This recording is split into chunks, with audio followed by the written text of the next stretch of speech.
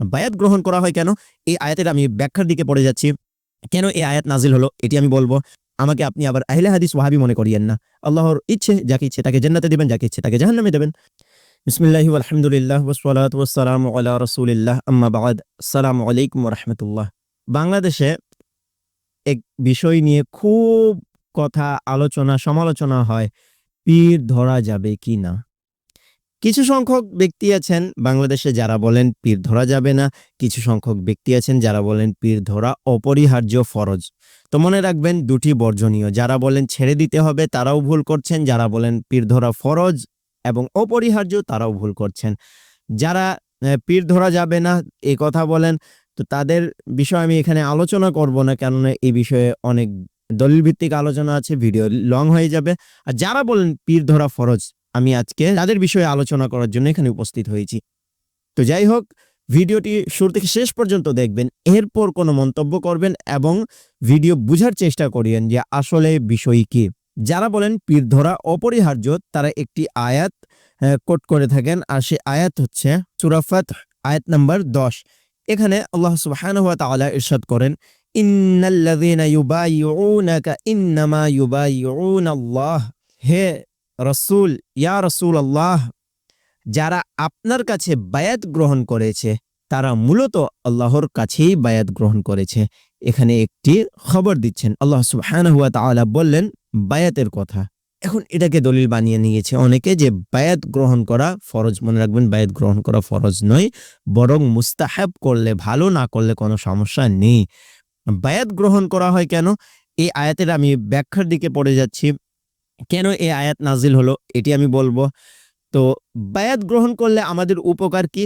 বায়াত গ্রহণ করলে এটাই উপকার, যেভাবে আমরা মাদ্রাসায় পড়ালেখা করি, তো আমাদের অবশ্যই শিক্ষক আছে। যে শিক্ষক ছিলেন তিনি আমাদের মুফতি সাহেব, মুহাদ্দিস সাহেব, মুফাসসিরিন, তারা আমাদেরকে শিক্ষা দিয়েছেন কিভাবে ফিকহের জ্ঞান অর্জন করতে হবে, হাদিস কিভাবে শিক্ষা গ্রহণ করতে হবে, তাফসির কিভাবে করা যেতে পারে কোরআনে, এগুলো তারা শিক্ষা দিয়েছেন আমাদেরকে। অনুরূপ পীর হচ্ছেন একজন টিচার। তিনি আমাদের তাজকিয়ায়ে নফস করেন, আমাদের নফস, আমাদের অন্তরকে পরিষ্কার করেন। এখানে কিভাবে আল্লাহ পাকের ভয় থাকা দরকার সেই বিষয়টি আমাদের অন্তরে ঢুকিয়ে দেন। এটা হচ্ছে পীরের কাজ। এখন যদি পীর নিজেই মুত্তাকি না থাকে, তাহলে সে পীরের বায়াত গ্রহণ করা বৃথা, বরং এটি বর্জনীয়। এখন যদি কেউ মনে করে যে আমি বায়াত গ্রহণ করলাম তো আমার পীর সাহেব আমাকে জান্নাতে নিয়ে চলে যাবেন, এমনও নয়।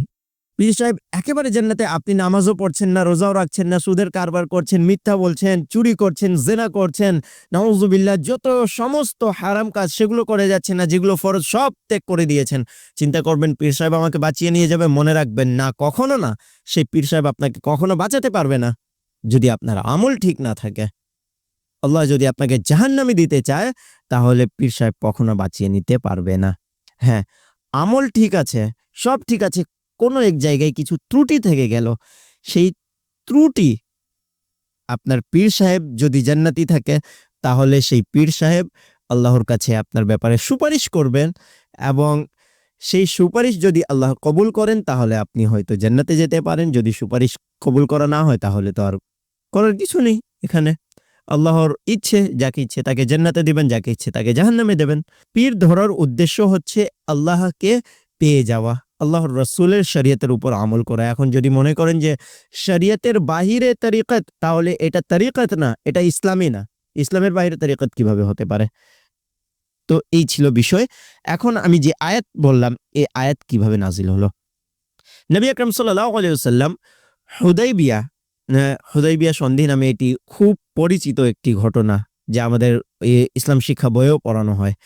তো হুদাইবিয়া একটি স্থানের নাম। সেই স্থানে নবী আকরাম সাল্লাল্লাহু আলাইহি ওয়াসাল্লাম কয়েকজন সাহাবায়ে কেরামকে নিয়ে উপস্থিত ছিলেন। সেখান থেকে তিনি কাবায়ে মুআজ্জামাতে যাওয়ার কথা ছিল, তাওয়াফ করার জন্য এবং উমরা করার জন্য। তো সেখানে হুদাইবিয়ার স্থান থেকে নবী আকরাম সাল্লাল্লাহু আলাইহি ওয়াসাল্লাম হযরত উসমান রাদিয়াল্লাহু তাআলা আনহুকে পাঠালেন মক্কায়। তুমি যাও, সেখানে গিয়ে কুরাইশের যারা সরদার আছে, যারা তাদের প্রধান, তাদেরকে গিয়ে বলো যে রাসূলুল্লাহ সাল্লাল্লাহু আলাইহি ওয়াসাল্লাম এখানে তাওয়াফ করতে আসতে যাচ্ছেন এবং উমরা করার জন্য আসতে যাচ্ছেন, তারা কি বলে। এর পাশাপাশি আরেকটি খবর পাঠালেন, মক্কায় যারা মুসলিম ছিল তাদের কাছে খবর পাঠালেন অতি শীঘ্রই কাবা শরীফ আমরা বিজয় লাভ করব, কাবা মুসলমানদের কাছে চলে আসবে। এই দুটি খবরে পাঠিয়ে দিলেন নবী আকরাম সাল্লাল্লাহু আলাইহি ওয়াসাল্লাম। যখন হযরত ওসমান রাদিয়াল্লাহু তাআলা আনহু মক্কায় গেলেন, মক্কায় গিয়ে কুরাইশদেরকে বললেন, তো সব কুরাইশ ঐক্যমত হয়ে বলল যে না, আমরা তাওয়াফ করতে দেব না, আমরা বাইতুল্লাহতে আসতে দেব না মুহাম্মদ সাল্লাল্লাহু আলাইহি ওয়াসাল্লামকে। হ্যাঁ, তবে আপনি যেহেতু এসেছেন আপনি তাওয়াফ করে নেন। তো হযরত ওমর বললেন যে আমি একা একা তাওয়াফ করব না, যখন আমার রাসূলকে তাওয়াফ করতে দেওয়া হচ্ছে না, উমরা করতে দেওয়া হচ্ছে না, আমি কেমনে করব, আমি কেন করব? তিনি এই কথা বললেন। এরপর মুসলমানদেরকেও খবরটা দিলেন। খবর দেওয়ার পর যখন উনি ব্যাক আসবেন হুদাইবিয়াতে সব ঘটনা বর্ণনা করার জন্য, তখন কুরাইশি কাফির যারা ছিল তারা আটকে নিল, তাকে বন্দী করলো, মানে বাহিরে যেতে দিবে না মক্কার। এখন সেখানে আটকে রাখলো। যখন সময় মতো তিনি পৌঁছাননি, এখানে সাহাবাই কেরাম অনেক চিন্তিত হওয়া শুরু হলেন। নবী আকরাম সাল্লাল্লাহু আলাইহি ওয়াসাল্লামও চিন্তা করা শুরু করলেন। এভাবে করে তাদের ধারণা হলো যে হতে পারে ওসমানকে তারা শহীদ করে দিয়েছে, এবং এভাবে খবরটাও পৌঁছালো। তখন নবী আকরাম সাল্লাল্লাহু আলাইহি ওয়াসাল্লাম বায়াত গ্রহণ করলেন সমস্ত সাহাবীদের কাছ থেকে। কিভাবে? নিজের ডান হাতে বাম হাতে এভাবে দিলেন। দেওয়ার পর তিনি সাহাবায়ে কেরামকে বায়াত নিলেন যে ইসলামের জন্য কারা আজ যুদ্ধ করতে যাবে, ওসমানের জন্য কারা যুদ্ধ করতে যাবে। এই বায়াতকে বায়াতে রিদওয়ান বলা হয়। বায়াতে রিদওয়ান এই কারণে বলা হয় যে এখানে আল্লাহ পাক তাদের প্রতি সন্তুষ্টি আয়াত নাজিল করেছেন এই সূরা ফাতহ এর 18 নম্বর আয়াতেই। যারা এই বায়াত গ্রহণ করেছে তাদের প্রতি আল্লাহ রাজি হয়েছেন। এই বায়াত হয়েছিল, একটি খুব বড় বৃক্ষ ছিল, কাঁটাওয়ালা বৃক্ষ, সেই বৃক্ষের নিচে, সেই বৃক্ষের নাম ছিল, আরবিতে বলা হয় সামুরাহ। এই বৃক্ষের নিচে বায়াত গ্রহণ করা হয়েছিল। ঘটনা একটি, এটাকে উপস্থাপন যদি আরেকভাবে করা হয় তাহলে এটি ভুল, এবং ইসলামের ভুল ব্যাখ্যা করা হচ্ছে। বায়াত গ্রহণ করা কোনো অপরিহার্য বিষয় নয়। এখন আপনারা বলিয়েন না যে এই কথা কেন বলছেন। আলহামদুলিল্লাহ, আমিও বায়াত গ্রহণ করেছি, আমার পীর সাহেব আছেন, আমি পীর সাহেব ছাড়া ব্যক্তি নয়, আমাকে আপনি আবার আহলে হাদিস ওয়াহাবি মনে করিয়েন না। তবে আমি এটাই বলছি, ইসলামের সত্য এটাই, বায়াত গ্রহণ করা খুব জরুরি বিষয় না। এটা নিয়ে খুব টানাটানি এবং মাথা ফাটাফাটি করার কোনো বিষয় নেই। ইসলামে মৌলিক কোনো বিষয় এটি নয়।